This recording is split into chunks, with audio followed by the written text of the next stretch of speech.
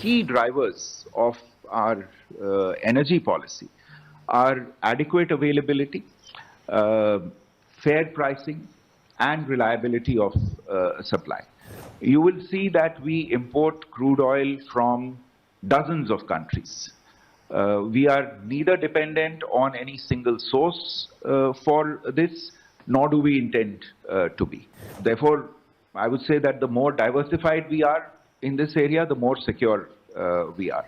Whether it is the government or indeed our business, at the end of the day, national interests will be the guiding factor for us in our choices. Let me make share some thoughts with you and make clear how we are thinking about this particular issue. You are aware that India is a net importer in the oil and gas sector. We are a developing economy.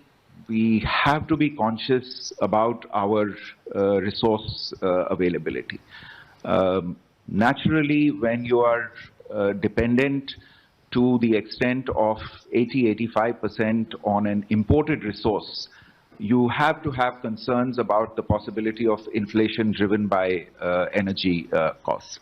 So it's not surprising, therefore, that our foremost priority is to safeguard the interests of Indian consumers insofar as energy is concerned, to ensure that they receive adequate energy at the right price and through reliable and secure supplies. And our import policy insofar as energy is concerned is therefore driven entirely by these objectives. Now, you would also have observed that in recent years, the global economy has faced significant uncertainties, which have had a major impact on the stability of global energy markets.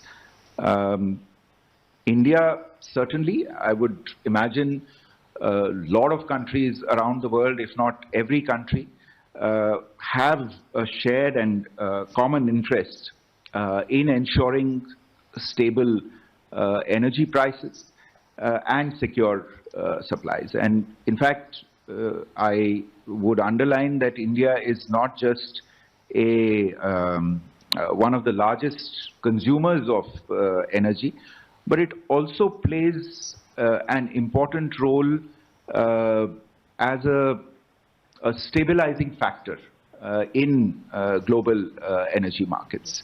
And that's one reason why we import energy from multiple sources. So, as I mentioned earlier, the key drivers of our energy policy are adequate availability, fair pricing, and reliability of supply.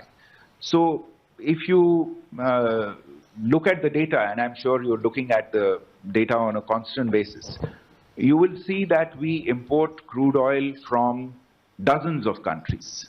We are neither dependent on any single source for this, nor do we intend to be. And it is natural for the mix of sources to vary from time to time, depending on objective market conditions. Our approach is to maintain multiple sources of supply and diversify them as appropriate to ensure stability. Therefore, I would say that the more diversified we are in this area, the more secure we are.